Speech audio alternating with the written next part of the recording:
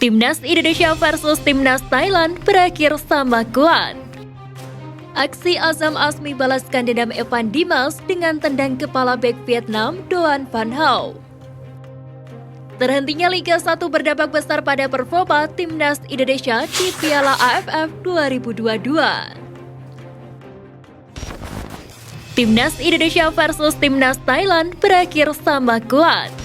Indonesia menghadapi Thailand dalam lanjutan Piala AFF 2022. Laga ini digelar di Stadion Gelora Bung Karno, Senayan, Jakarta Pusat. Tensi tinggi permainan telah terjadi dari awal peluit dibunyikan. Timnas Thailand mengambil alih permainan dengan mengurung pertahanan Timnas. Beberapa kali Thailand mendapatkan peluang, akan tetapi lini pertahanan skuad Garuda masih cukup solid. Indonesia beberapa kali mendapat peluang dari Egy dan Witan Sulaiman melalui serangan balik cepat. Khusus Witan yang mendapat peluang emas tidak dapat memaksimalkan peluang yang ada. Witan mendapat bola akibat kiper Thailand melakukan blunder. Witan yang menggiring bola tak dapat menceploskan bola ke gawang yang sudah kosong. Tentu ini menjadi catatan pelatih Sintayong karena di dua laga terakhir skuad Garuda mempunyai masalah finishing yang buruk. Babak pertama berakhir tanpa gol. Pertandingan yang alot memaksa kedua kesebelasan memasuki ruang ganti dengan tangan hampa. Babak kedua dimulai, permainan Indonesia dapat dikatakan lebih baik. Di awal-awal skuad Garuda berhasil menguasai jalannya pertandingan, begitu juga dengan Thailand. Pada menit ke-50, Timnas membangun serangan melalui sisi kanan. Tusukan Asnawi ke kotak penalti lawan menghasilkan pelanggaran. Tembakan kaki kiri Asnawi mengenai tangan Tiratan Bunmatan, wasit pun menunjuk titik putih. Penalti yang dieksekusi oleh Mark Klok berhasil membuat skuad Garuda unggul.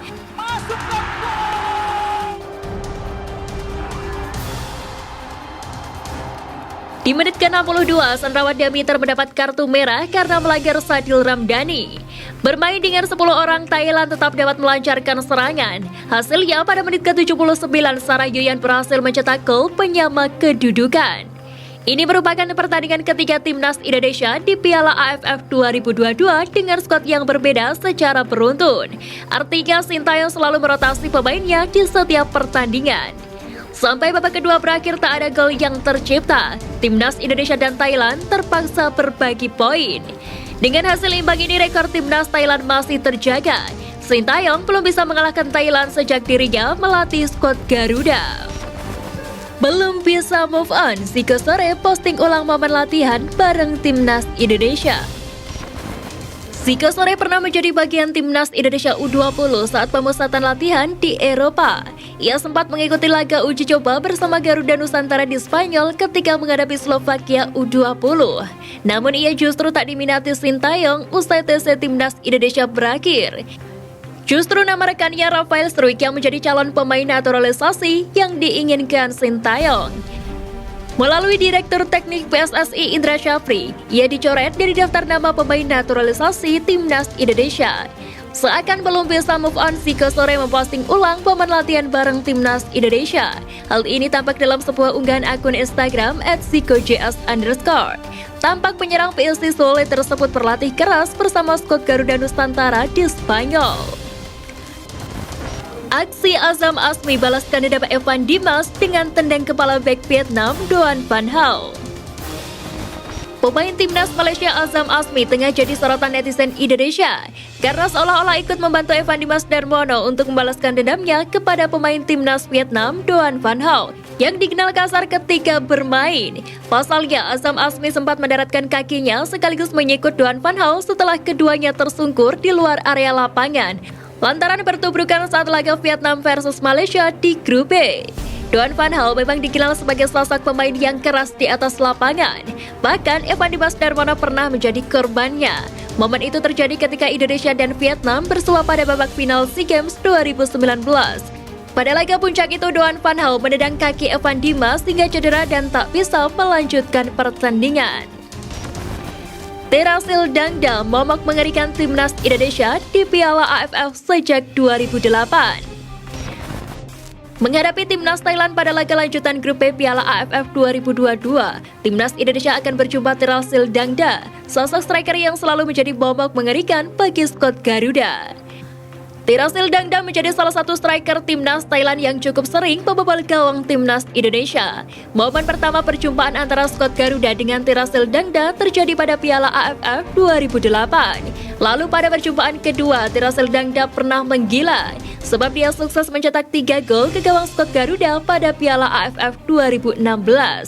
Adapun gol terakhirnya ke gawang timnas Indonesia juga masih terjadi pada edisi yang sama. Namun kali ini kedua tim berjumpa pada laga final. Dicibir karena tendangan ke bulan, Hansa Muyama ternyata pernah jadi pahlawan di Piala AFF. Bek Persija Jakarta tersebut membuat publik terheran karena aksi tendangan ke bulan yang dilakukan pada saat timnas Indonesia berjumpa dengan Brunei Darussalam. Meski menjadi bahan cibiran, ternyata Hansa Muyama pernah menjadi pahlawan timnas Indonesia. Hal ini terjadi pada saat timnas Indonesia bersua dengan Vietnam di laga pertama semifinal Piala AFF 2016. Hansa membuat kubu Vietnam lemas dengan sundulannya pada menit ke-7.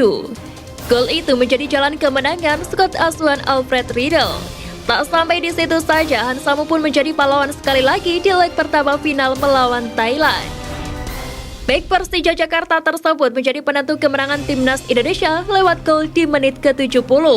Skuad Garuda pun menang atas Thailand dengan skor 2-1. Mano Polking soroti pemain-pemain muda timnas Indonesia. Pelatih timnas Thailand Alexander Polking memberikan sorotan khusus pada pemain timnas Indonesia. Polking menyebut Marcelino Ferdinand sebagai calon pemain muda terbaik di Piala AFF 2022. Walau baru berusia 18 tahun, Marcelino menjadi andalan Sintayong, bahkan dia masuk starting 11 di laga melawan Kamboja dan membuat assist. Marcelino kemungkinan menjadi salah satu pemain muda terbaik di turnamen ini. Puji Mano Polking. Mano Polking tidak lupa pada keberadaan Witan Sulaiman dan Egy Maulana Fikri di skuad timnas Indonesia. Pada leg kedua final Piala AFF 2020 lalu, mereka mampu tampil luar biasa. Bahkan Egy mencetak 1 gol ke gawang Thailand. 2 kali dicurangi wasit Jepang, timnas Malaysia ngadu ke AFF. Federasi Sepak Bola Malaysia bakal melayangkan surat protes ke AFF karena merasa dirugikan wasit Jepang Ryuji Sato. FAM akan mengkaji keputusan Ryuji Sato yang menuai kontroversi saat timnas Malaysia melawan Vietnam di Piala AFF 2022. Satu insiden yang membuat penggemar timnas Malaysia marah terhadap wasit Ryuji Sato. Dia menghadiahkan penalti kepada tim tuan rumah yang berujung gol kedua Vietnam pada menit ke-62. Kejadian ini bukan pertama kalinya Ryuji Sato mengeluarkan keputusan kontroversi bagi timnas Malaysia. FAM akhirnya mulai mengambil tindakan tegas. Komite Evaluasi Kinerja Wasit FAM bakal meninjau kualitas Ryuji Sato sebelum melaporkan sang pengadil ke AFF. Terhentinya Liga 1 berdampak besar pada performa timnas Indonesia di Piala AFF 2022. Pelatih timnas Indonesia Sintayong menyebut bahwa sempat terhentinya BRI Liga 1 2022-2023 akibat tragedi Kanjuruhan berdampak pada performa anak asuhnya di Piala AFF 2022. Hal itu yang terlihat ketika timnas Indonesia cukup dibuat kewalahan atas Kamboja di laga pertama pada Jumat 23 Desember lalu. Sin merasa liga yang terhenti membuat kondisi pemain timnas Indonesia menurun.